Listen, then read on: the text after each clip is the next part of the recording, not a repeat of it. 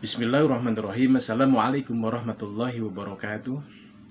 Alhamdulillahirabbil alamin. Assalatu wassalamu ala Rasulillah wa ala alihi washabihi ajmain. Sahabat-sahabat yang dirahmati dan dimuliakan oleh Allah Subhanahu wa taala. Alhamdulillah kita bisa berjumpa kembali dalam acara pengajian pagi yang diadakan oleh channel Hal Biasa.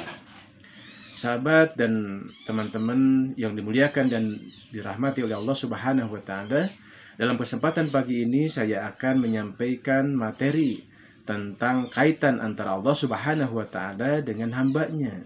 Ini adalah kelanjutan dari materi-materi sebelumnya yang sudah saya sampaikan beberapa waktu yang lalu. Dalam kesempatan kali ini saya ingin melanjutkan materi tersebut. Yang pertama adalah tentang janji yang Allah Subhanahu wa taala sampaikan kepada seluruh orang-orang yang beriman dan ancaman terhadap orang-orang yang kafir. Apa yang Allah janjikan terhadap orang-orang yang beriman dan beramal soleh? Sesungguhnya Allah Subhanahu wa taala telah menjanjikan terhadap orang-orang yang mau beriman dan mau melaksanakan amal soleh, yaitu berupa surganya atau jannahnya. Dan Allah Subhanahu wa taala juga telah mengancam terhadap orang-orang siapapun yang kufur atau kafir terhadap ayat-ayat Allah Subhanahu wa taala berupa azabnya atau nerakanya. Nah, kita sebagai orang-orang yang beriman terhadap firman Allah Subhanahu wa taala dan meyakini tentang pastinya janji Allah tanpa keraguan sedikit pun, maka kita harus memperhatikan tentang apa yang Allah ancamkan ini, agar supaya kita menjauhi sifat-sifat dan perbuatan-perbuatan yang biasa dilakukan oleh orang-orang kafir atau munafik atau orang-orang musyrik, yang semuanya itu Allah ancam dengan azab dan siksa api neraka, agar kita tidak sampai terjerumus ke dalam perbuatan-perbuatan tadi. Jadi ada dua sikap terhadap janji Allah Subhanahu wa taala. Yang pertama, bila Allah menjanjikan kepada kita surga karena keimanan dan amal soleh serta rahmatnya terhadap umat manusia, maka kita harus merasa rindu. Kita harus merasa rindu, merasa cinta kepada Allah, rindu kepada Allah Subhanahu wa taala, yang mendorong kita untuk mau berkorban, untuk melakukan hal apapun yang Allah perintahkan kepada kita. Terhadap apa-apa yang Allah cintai, kita pun mencintainya. Allah Subhanahu wa taala mencintai Rasulnya, mencintai orang-orang yang beriman, dan mencintai amal perbuatan yang baik. Maka kita pun harus mencintai apa yang Allah cintai tersebut. Kita harus cinta kepada Rasul, kita cinta terhadap orang-orang yang beriman, dan kita harus cinta terhadap perbuatan-perbuatan yang baik. Nah, itulah cara kita merespon terhadap janji Allah Subhanahu wa taala berupa surganya. Karena sebagaimana kita ketahui bahwa surga ini Allah peruntukkan bagi orang-orang yang beriman dan beramal soleh. Maka kita harus selalu merasa rindu untuk memperkokoh keimanan kita dan memperkokoh serta menguatkan amal soleh kita. Itu yang pertama. Yang kedua, Allah Subhanahu wa taala telah berjanji dalam hal ini memberikan ancaman terhadap orang-orang yang senantiasa berbuat dosa, tidak mau bertaubat atas dosanya, dan membiarkan diri bergelimang dalam kekafiran, dalam perbuatan yang sesat, dalam perbuatan yang penuh dengan maksiat. Tidak ada jaminan bahwa kita yang hari ini beriman, kita akan terus beriman.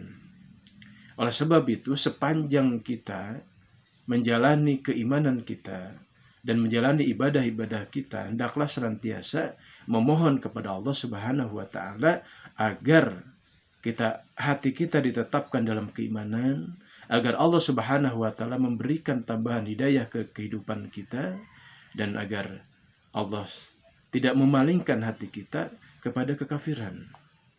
Sehingga kita sering berdoa, Rabbana la tuzigh qulubana ba'da idh hadaitana wa hab lana min ladunka rahmah innaka antal wahhab. Pemberian iman itu pemberian yang penuh dengan kehormatan kepada kita. Jangan sampai keimanan yang Allah berikan kepada kita dengan penuh kemuliaan dan kehormatan itu kita abaikan, kita sia-siakan. Agar supaya iman itu tetap ada dalam dada kita. Sehingga ketika kita meninggalkan dunia ini, kita membawa iman. Iman inilah yang bisa saja terlepas, naudzubillah, terlepas dari diri kita akibat kita tidak waspada terhadap perkara-perkara yang dapat membelokkan hati seorang hamba sehingga dia terjerumus dalam perbuatan yang sesat dan perbuatan dosa. Sedangkan perbuatan dosa, perbuatan sesat itulah yang kemudian Allah ancam dengan azabnya dan Allah ancam dengan nerakanya nanti di akhirat kelak. Itu bagian pertama tentang janji Allah yang harus kita sikapi. Pertama dengan rindu dan yang kedua dengan rasa takut. Kita harus takut kepada apa yang Allah ancamkan. Sekalipun kita memang orang yang beriman. Jangan sampai kita menjadi orang yang mendukung orang-orang kafir yang Allah ancam itu. Kemudian yang keduanya, Allah Subhanahu wa Ta'ala telah memberikan kedudukan kepada setiap hambanya. Baik kedudukan itu berupa kemuliaan. Ada manusia yang dimuliakan oleh Allah Subhanahu wa Ta'ala karena dia manusia. Kemuliaan apa yang Allah berikan terhadap manusia, siapapun itu, apakah dia orang beriman ataupun orang kafir, Allah muliakan. Paling tidak untuk orang-orang yang kafir Allah muliakan karena maksudnya minimal sepanjang hidup di dunia. Mungkin bahkan bukan minimal ya, tapi maksimal. Allah muliakan seseorang karena dia adalah manusia sekalipun kafir. Apakah itu yang membuat manusia itu mulia? Ilmu. Seorang manusia, Allah berikan ilmu kepadanya. Apakah dia orang beriman atau kafir?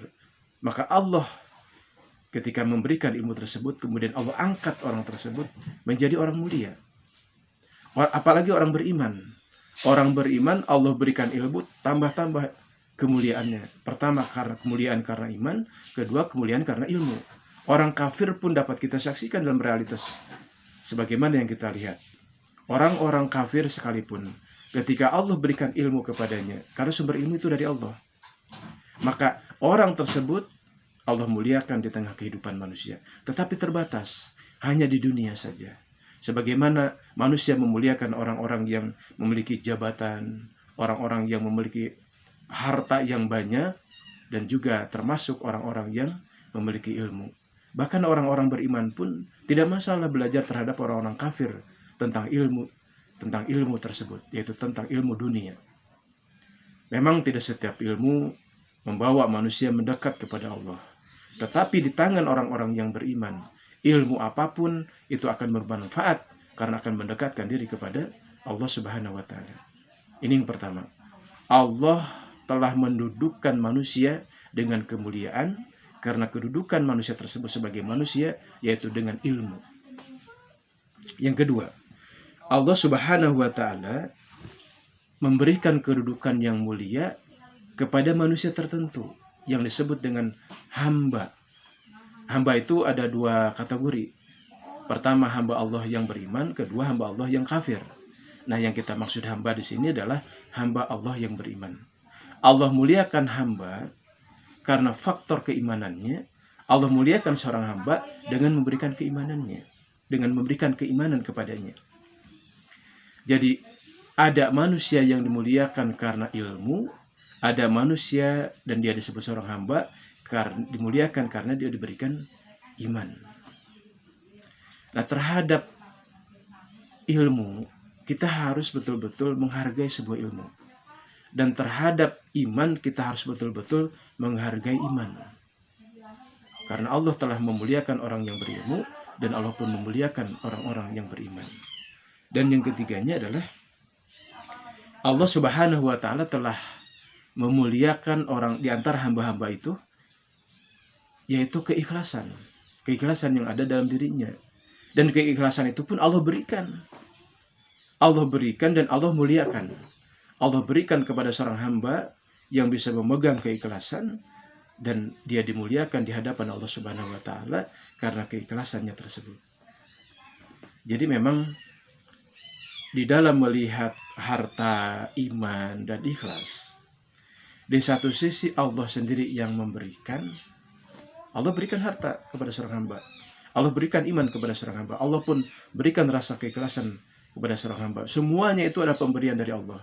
Dan Allah muliakan ketika seorang hamba tersebut memikul amanah yang namanya ilmu, ketika dia memikul yang namanya keimanan, dan memikul yang namanya keikhlasan. Allah berikan dan Allah muliakan. Maka ketika kita tahu bahwa Allah yang memberikan ilmu, memberikan iman, dan memberikan keikhlasan ke dalam hati seseorang, dan Allah muliakan kesemuanya itu, maka sikap kita adalah memuliakan sebagaimana Allah memuliakannya. Lalu kemudian nanti dalam kenyataannya ada orang yang terjerembab ke dalam neraka karena ilmunya. Maka itulah makanya kita harus berhati-hati terhadap ilmu. Lalu kemudian diceritakan kepada kita bahwa ada di antara orang yang awalnya beriman kepada Allah, tapi di akhir kehidupannya dia murtad dan dia menjadi hamba yang dilaknat oleh Allah Subhanahu wa taala, kemudian nanti di akhirat dimasukkan ke dalam neraka. Maka itulah artinya kita harus betul-betul menghargai keimanan yang ada dalam diri kita.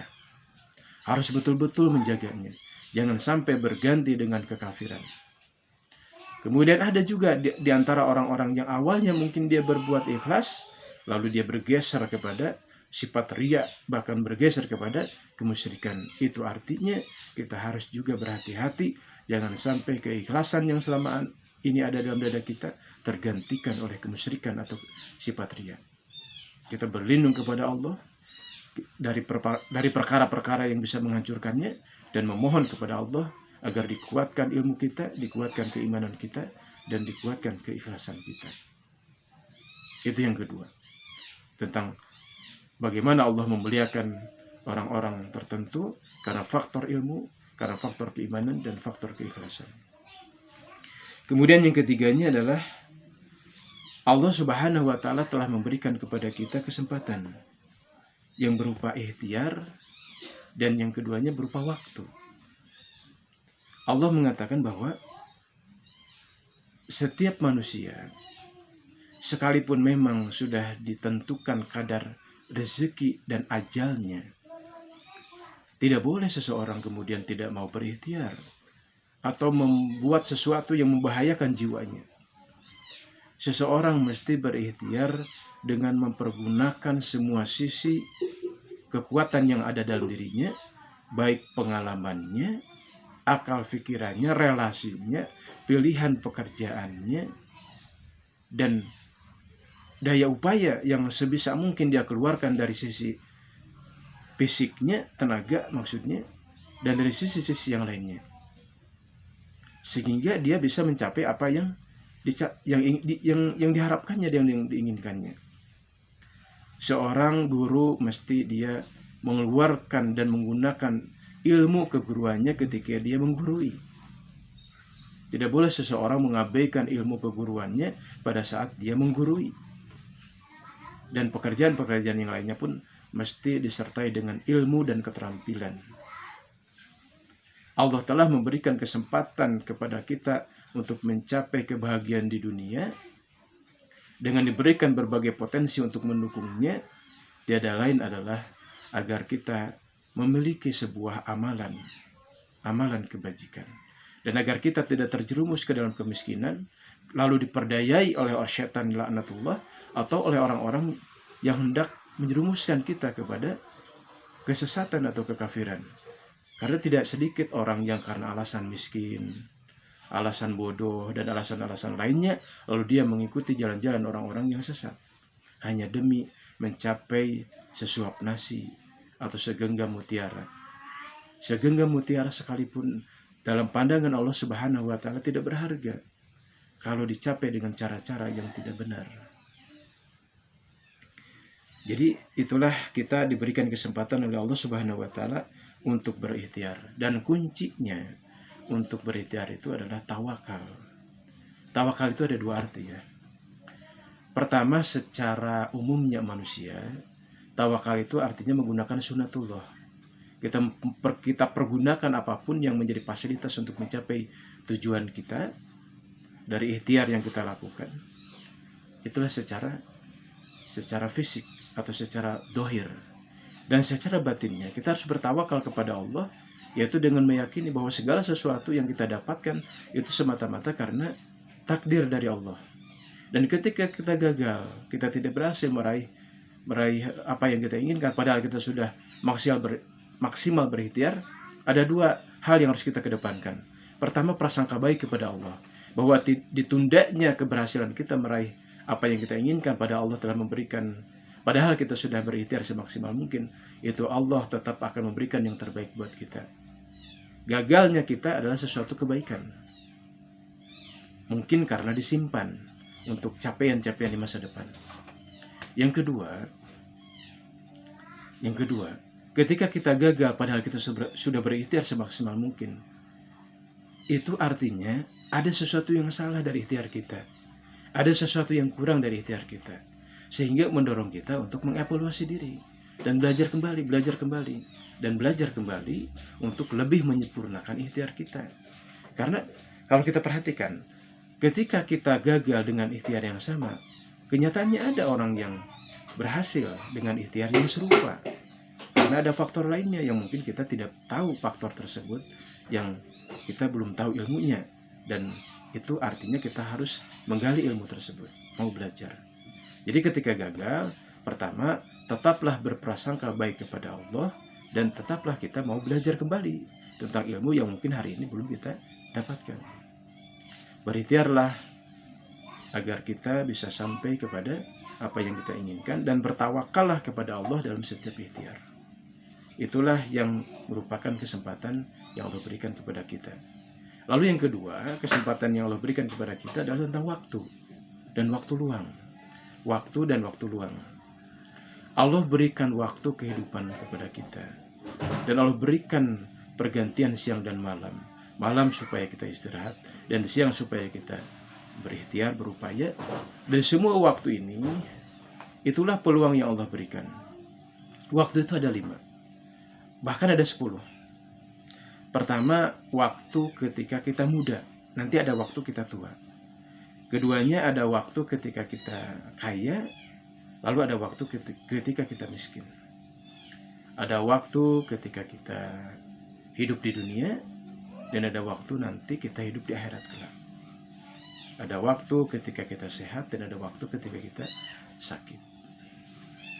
Ada waktu ketika kita tidak begitu sibuk, ya, santai gitu kan, banyak waktu luang.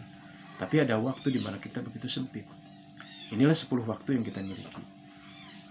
Ada satu waktu yang tidak bisa kita manfaatkan di antara 10 itu. Tetapi kita hanya tinggal menuai apa yang Allah berikan nanti di akhirat kelak, sesuai dengan amalan di 9 waktu sebelumnya, yaitu waktu akhirat. Di akhirat kita tidak bisa berupaya apa-apa lagi.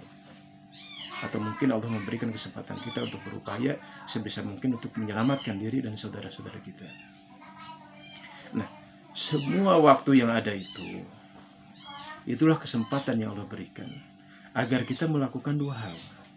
Pertama, kita lakukan perbuatan apa saja yang bisa mendekatkan diri kita kepada Allah dan membawa sebanyak-banyak bekal untuk di akhirat kelak. Itu yang pertama. Dan yang kedua, kita pergunakan seluruh waktu itu agar kita terhindar dari perbuatan-perbuatan yang sekiranya bisa menjadi beban kehidupan kita di akhirat kelak, yang bisa saja nanti kemudian menjerumuskan kita ke neraka. Jauhi semua perbuatan-perbuatan yang buruk-buruk tadi, atau kemaksiatan dan seterusnya. Itulah kesempatan yang Allah berikan kepada kita berupa waktu. Ada 10 waktu. Sahabat-sahabat, dan yang terakhir yaitu tentang tantangan. Di dalam kehidupan kita tidak akan pernah lepas dari yang namanya tantangan. Allah berikan tantangan ke kita. Tentu maksud dan tujuannya adalah supaya kita ini tumbuh makin dewasa, tumbuh makin bijaksana, tumbuh menjadi orang yang penuh dengan hikmah, tumbuh menjadi orang yang paling ma'rifat kepada Allah Subhanahu wa Ta'ala. Tantangan itu apa saja? Pertama, iblis. di kehidupan kita, meski iblis tidak kelihatan, dia ada. Dan dia akan senantiasa mengganggu kita, menggoda kita, membisikkan perkataan-perkataan yang penuh dengan tipuan. Itu tantangan.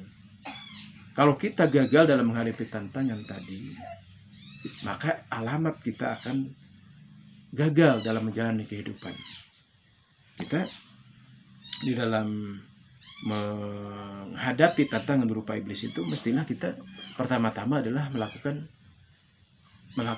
doa kepada Allah untuk berlindung dari godaan syaitan, godaan iblis ini. Iblis punya banyak pasukan, baik berupa jin ataupun manusia. Maka siapapun yang menjadi pengikut iblis, dan kita tahu siapa dari mereka dengan melihat ciri-cirinya, berhati-hatilah dari mereka. Iblis itu luar biasa permusuhannya kepada manusia. Jangan sampai kita menjadikan iblis ini sebagai teman. Jangan sampai sifat-sifatnya kita tiru. Tantangan kita dalam menghadapi iblis adalah ternyata dalam diri kita pun ada perangkap-perangkapnya. Pertama, hawa nafsu. Yang kedua adalah yang ada dalam kehidupan kita sehari-hari adalah wanita. Wanita dan hawa nafsu cenderung kepada harta, cenderung kepada kekuasaan, cenderung kepada perbuatan-perbuatan yang munkar. Itu perangkap-perangkapnya. Kita harus hati-hati dari semuanya itu, karena ini adalah tantangan yang Allah berikan kepada umat manusia supaya mereka berhati-hati, supaya mereka lolos dari tantangan ini. Dan kita harus meminta dan memohon perlindungan kepada Allah Subhanahu wa taala agar jangan sampai kita terjerumus kepada perangkap-perangkap mereka. Baik, kita lanjutkan. Berikutnya adalah hawa nafsu. Yang pertama tadi iblis, yang kedua adalah hawa nafsu. Hawa nafsu ini harus ditundukkan. Hawa nafsu dia harus tunduk ke hati. Nah, hati ini supaya dia bersih, karena ada hati yang kotor. Hati kotor ini akan bersekutu dengan hawa nafsu untuk menjerembabkan manusia kepada langkah-langkah iblis malah. Nah, supaya hati supaya hati ini bersih, maka dia harus tunduk kepada nurani, kepada fitrah. Dan fitrah harus tunduk kepada Allah Subhanahu wa taala. Nafsu harus ditundukkan oleh hati. Hati harus tunduk kepada Allah Subhanahu wa taala. Jika hawa nafsu tunduk kepada hati dan hati tunduk kepada Allah Subhanahu wa taala, insya Allah sekalipun hawa nafsu itu senantiasa ada dalam diri kita, kita akan selamat. Kita akan selamat sekalipun di dalam diri kita ada hawa nafsu. Asalkan hati kita selalu bergantung kepada Allah Subhanahu wa taala. Itu tantangan yang kedua. Tantangan yang ketiganya adalah dunia. Dunia ini tantangan. Dunia ini tantangan luar biasa. Begitu banyak manusia yang tergoda oleh dunia, terjerumus dalam kehidupan kenikmatan dunia, lalu dia melakukan berbagai kemaksiatan dan pelanggaran terhadap perintah Allah serta larangan Allah, yang akhirnya dia menjadi orang-orang yang jauh dari Allah Subhanahu wa taala. Bahkan umat Islam yang seharusnya menjadi manusia yang paling mulia di muka bumi, itu bisa menjadi sangat lemah dikarenakan cintanya terhadap dunia. Sebab itu, marilah kita untuk waspada terhadap godaan dunia, di samping godaan iblis dan godaan hawa nafsu. Dan terakhir adalah hendaklah kita berhati-hati dari sifat lemah, suka lupa, suka lalai, suka tergesa-gesa, kemudian suka macam-macam lah, yang merupakan kelemahan-kelemahan manusia. Ini tantangan, dan itu semuanya ada dalam diri kita. Ini adalah tantangan yang Allah berikan kepada kita, di mana kita harus berlatih untuk memperkokoh kekuatan yang baik dan berdaya upaya untuk mengekang hal-hal yang sifatnya melemahkan kita tersebut. Sifat-sifat yang melemahkan kita yang tadi itu.